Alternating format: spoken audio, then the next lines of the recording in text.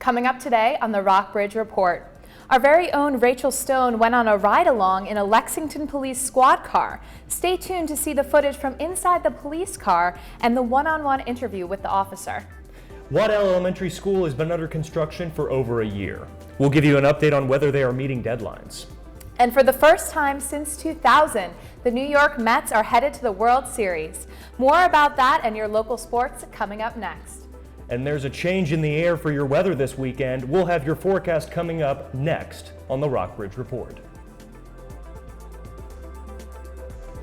Live from the campus of Washington and Lee University with news for Rockbridge County, this is the Rockbridge Report. Good afternoon and welcome to the Rockbridge Report. I'm Ford Carson. And I'm Mario LaFair. Drug use in Rockbridge County recently made news with a drug roundup targeting 79 people on 231 drug-related charges, resulting in the arrest of 56 people on September 30th. Most of the indictments from the roundup involved dealing, and in most of those cases, people were dealing just enough drugs to support their habit. Rockbridge Report's Polly Noskova spent time talking with Rockbridge County Sheriff Chris Blaylock about this issue. Visit the Rockbridge Report website to read the full story. In an instant, an encounter with police can turn bad and become a national headline. Cameras on mobile phones put cops on the spot. They face difficult decisions all the time. It happened in Lexington about a year ago. Rachel Stone has more on the story. On the eve of Thanksgiving night last year, a fight broke out at the Palms. Lexington police officer Elizabeth Stewart said it was packed with 30 to 40 people trying to leave as she and Corporal Robert Smith arrived on the scene. The main individual involved was 33-year-old Joseph Anthony Jackson. He was pushing us off of him. He had such an enormous amount of strength compared to little old me and my corporal. You know, we could not fight this guy for anything. This incident came just 2 days after the grand jury declined to indict Officer Darren Wilson for killing Michael Brown in Ferguson, Missouri. It isn't clear whether the anger there had anything to do with Jackson's rage, but the police report said he mentioned Ferguson. He was just egging us on, like, shoot me, kill me now. You know, and immediately I thought, he is just doing this for attention, but he is trying to get us to do something wrong so that it can be on camera, because there were people standing all over the place with their cell phones out, you know, capturing the whole thing as it was going down. Lexington could have become another flashpoint, but keeping a level head and following protocol prevented another tragedy. Having a woman on the scene also seemed to help. He was adamant about, you know, he did not want to be placed in the cuffs by my corporal, and I think it was a macho thing, you know, and he actually allowed me to put him in the handcuffs peacefully inside the bar. The Lexington Police Department now has a larger female presence at the station, 6 more than when Police Chief Al Thomas started in 2010. We need to be reflective of the community we serve. We need to have a diverse department at every level. That diversity may well have prevented Lexington from reaching national headlines 1 year ago. For the Rockbridge Report, I'm Rachel Stone. Presidential hopeful Hillary Clinton has been testifying today in front of the Select Committee on Benghazi. The committee was formed in response to the 2012 attack on a U.S. diplomatic post in Benghazi, Libya. Clinton was Secretary of State at the time of the attack. I take responsibility for what happened in Benghazi. I felt a responsibility for all 70,000 people working at the State Department and USAID. I take that very seriously. No one ever came to me and said we should shut down our compound in Benghazi. Yes, he and the people working for him asked for more security. Some of those requests were approved, others were not. Chris asked for what he and his people requested because he thought that it would be helpful, but he never said to anybody in the State Department, you know what, we just can't keep doing this. We can't stay there. Hillary Clinton's testimony comes 1 day after she learned that she won't have Vice President Joe Biden as a competitor. Biden announced he will not run for president. CNN's Jeff Zeleny reports. Joe Biden walked into the Rose Garden to extinguish a dream. Unfortunately, I believe we're out of time, the time necessary to mount a winning campaign for the nomination. With those words today, the vice president closed the door to weeks of self-induced speculation about joining the 2016 presidential race. It turns out he wasn't firing a warning shot this week at Hillary Clinton over her suggestion that Republicans are the enemy. I don't believe, like some do, that it's naive to talk to Republicans. He was offering an optimistic lesson to fix a broken Washington. I believe we have to end the divisive partisan politics that is ripping this country apart. Of all the places to make his announcement, Mr. President, thank you for lending me the Rose Garden for a minute. The vice president picked a spot he's strived to reach since arriving in Washington more than 4 decades ago with presidential aspirations. And that I will well and faithfully... Biden may never win the White House, but he's an elder statesman now. He made clear that's a role he intends to play. But while I will not be a candidate, I will not be silent. I intend to speak out clearly and forcefully, to influence as much as I can where we stand as a party and where we need to go as a nation. Food trucks could line the streets of downtown Lexington next year if a proposal from Main Street Lexington gets approved by the Lexington City Council and the City Planning Commission. Stephanie Wilkinson, a board member of Main Street Lexington and co-founder of the Red Hen, says she believes that bringing food trucks into Lexington will provide residents and students with a larger variety of food options and a vibrant social environment. Next, we'll let you know what you can expect from your weekend forecast. And later, Election Day is quickly approaching. We have the latest on how your local races are shaping up.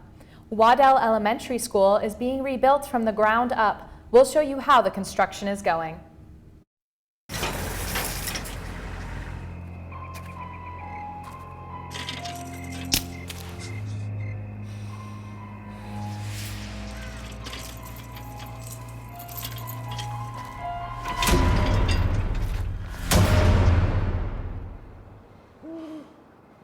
If you don't fix them, sparks from dragging tow chains could cause a wildfire, and that could be scary.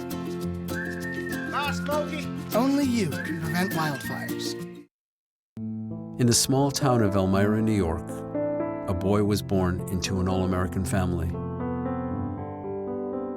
The odds of him achieving his dream in the fashion industry? 1 in 23 million. The odds of having a child diagnosed with autism? 1 in 68. I am Tommy Hilfiger, and my family is affected by autism. Learn more at autismspeaks.org/signs.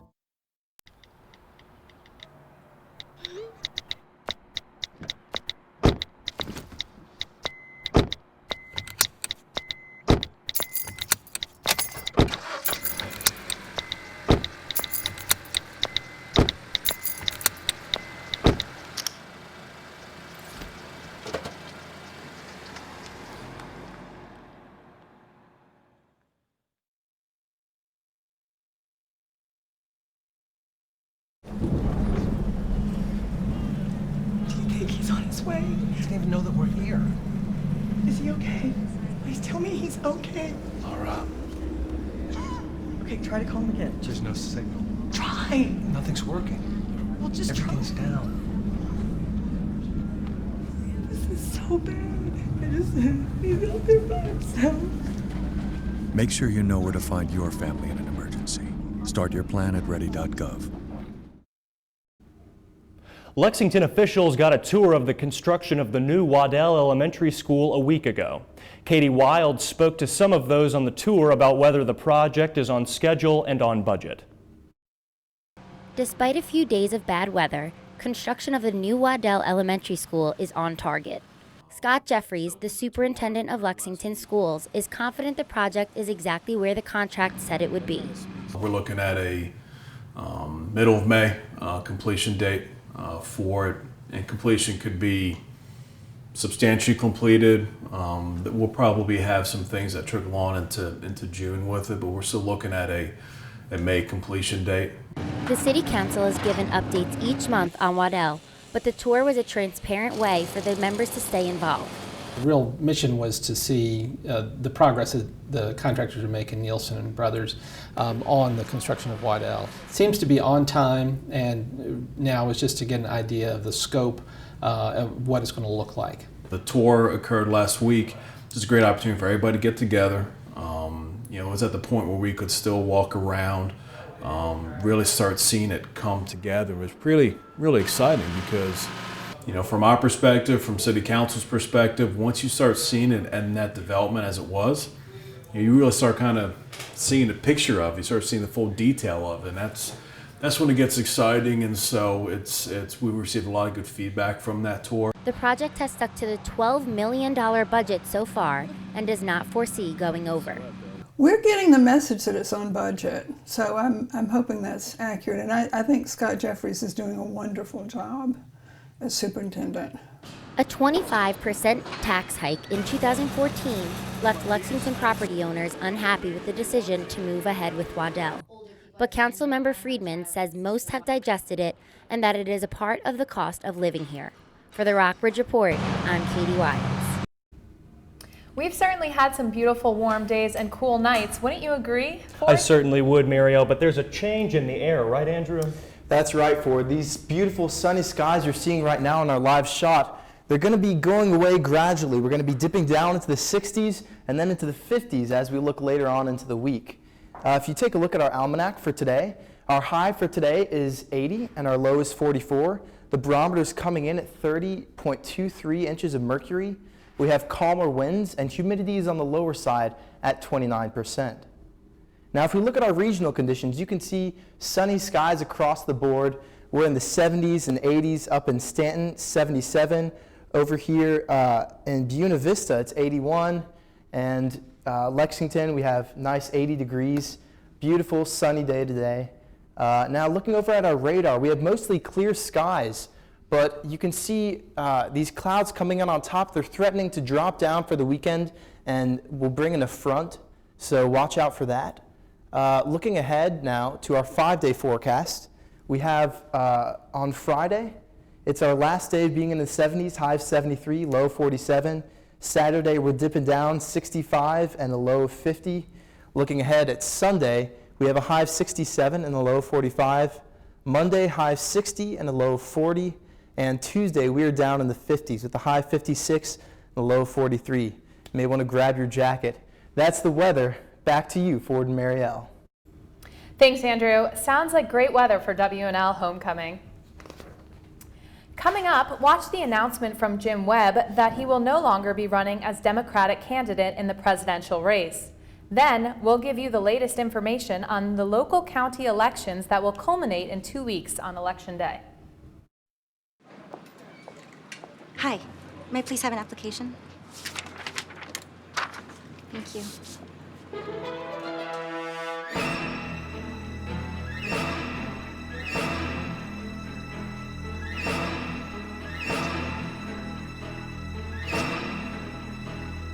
Skip the drama.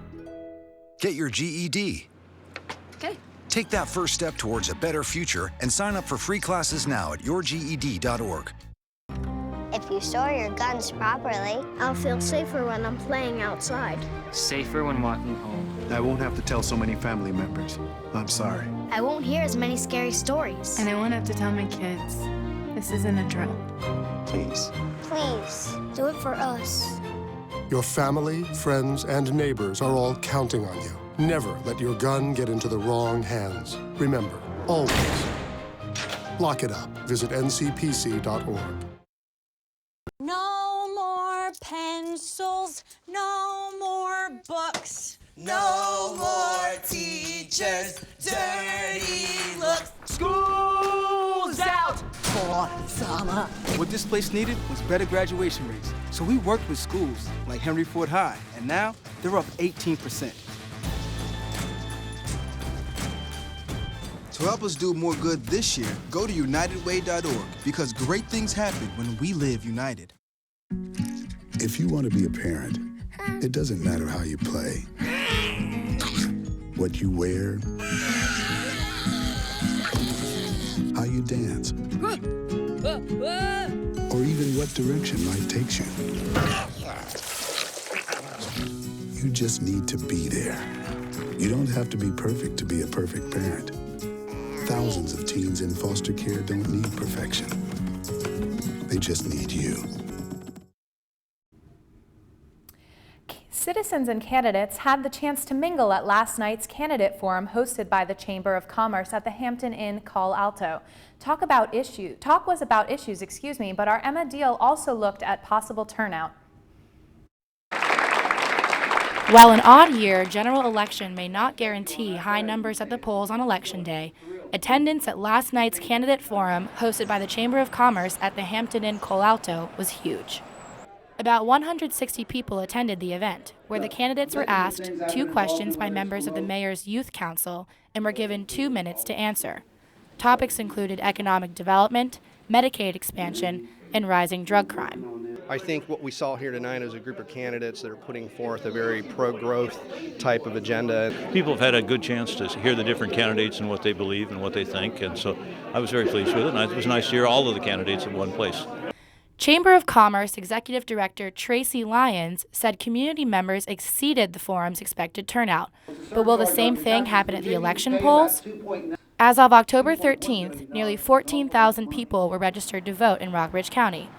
Lexington and Buena Vista, respectively, had around the same number of registered voters with roughly 3,800.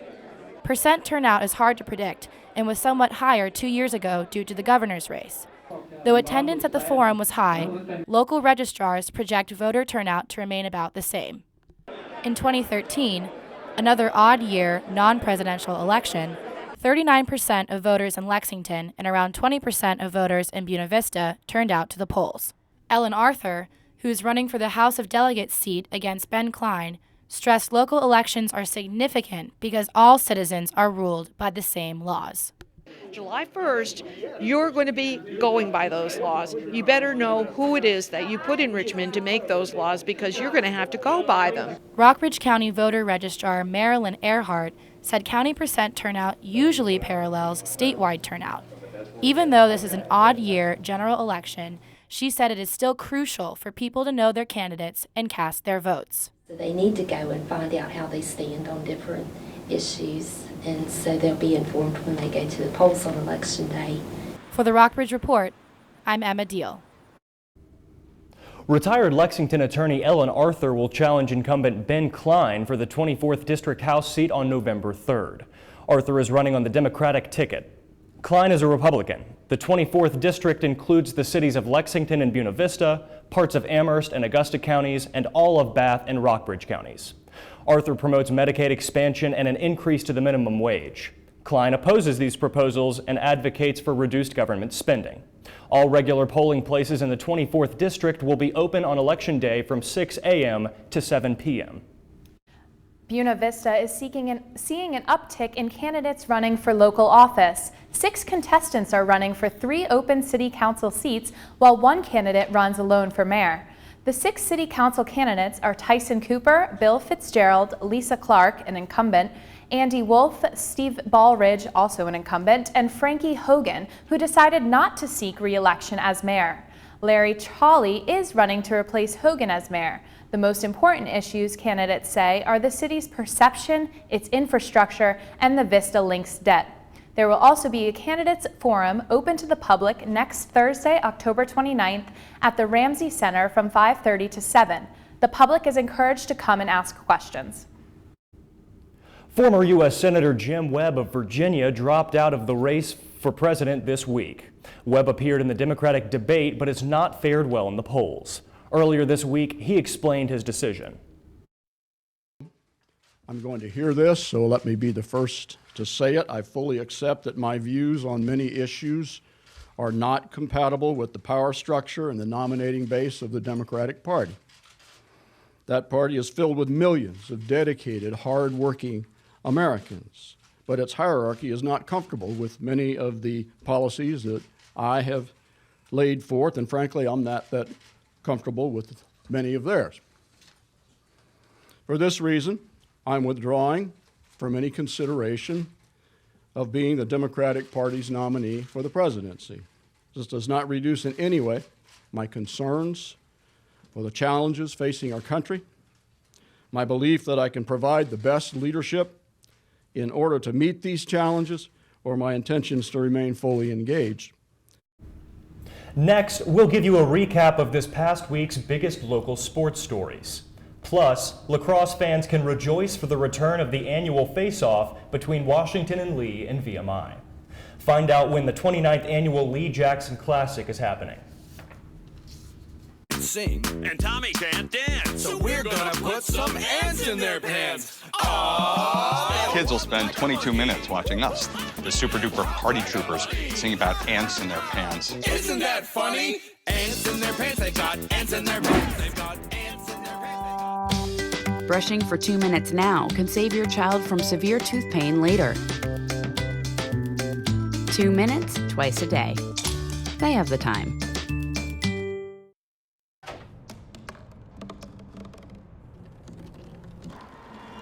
Everybody has a dream.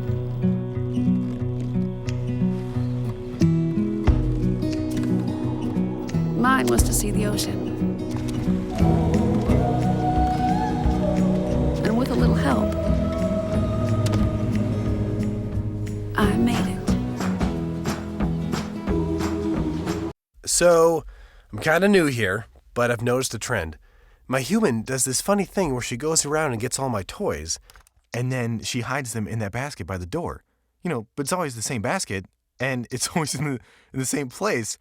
And then she acts so surprised when I find them, but, she's putting them in the same basket. Again. It's like, hello, that's where you put it last time. You were the worst at hide and go seek. Enroll, we say, we want you to be okay. Enroll, we say, take care of people for goodness sake. There's a plan for every budget, so don't accept defeat. Now you can get covered and still Buy me treats. You take care of your pets. Now it's their turn to take care of you. Visit getcoveredamerica.org to learn about your health insurance options. Some folks thought this was the year for the Cubs. After all, they showed up in Back to the Future 2, winning the World Series this year. But real life did not turn out that way. Kate Boswell is here with that and more in sports. That's right, Foreign. The New York Mets knocked out the Cubs in 4 straight games, capping it off with a decisive final win at Wrigley Field last night, 8-3. Mets fans haven't been waiting since 1908, but they're still happy to go back to the World Series for the first time since 2000. Last night in New York, the fans celebrated the moment.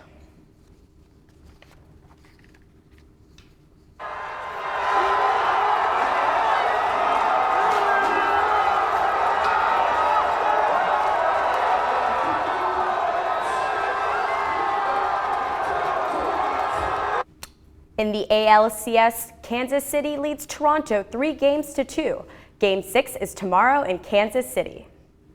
Taking a look at WNL men's swimming, last week sophomore Tommy Thetford was named D3Swimming.com Men's Swimmer of the Week. Thetford placed first in the 50-yard freestyle at General's home meet against Centre College. Thetford was also a member of the 200-yard medley relay team and the 200-yard freestyle relay team, both of which claimed first at the meet. The Washington and Lee football team remains undefeated this season after its 21-17 win over conference opponent Randolph-Macon this past weekend. The Generals are now 6-0 overall. On the opposite end of the spectrum sits Southern Virginia University. SVU's football team is now 0-6 this season after traveling to number 23 Rowan University last Saturday and losing 59-0. The SVU women's volleyball team also suffered a hard loss last week after losing in straight sets to Frostburg State University on Wednesday evening. The Knights are now 5-16 on the season. Over at VMI, the men's cross-country team recently competed at the Wake Forest Invitational in North Carolina. The Keydets had 5 runners placed among the top 50 competitors, which helped the team finish 6th overall in the meet. Shifting focus now to high school sports, the Perry McClure High School football team was shut down by James River High School last Friday night as the Knights ran away with a 21-0 win over the Fighting Blues. It was just the second loss of the season for Perry McClure, who are now 5-2 overall Rockbridge County's very own Tristan Huffman finished his high school golf career last Tuesday after finishing 23rd overall at the Group 3A State Golf Tournament. Huffman shot a 79 on the 18-hole par 72 course at Glen Roche Country Club in Abingdon. Those are top sports stories for this week. Tomorrow night, local lacrosse fans will head to Wilson Field at Washington and Lee University to witness the 29th annual Lee Jackson Lacrosse Classic. The Generals have won the last 5 contests against the Keydets. The teams will face off at 7:30. Thank you for watching the Rockbridge Report. Have a great weekend.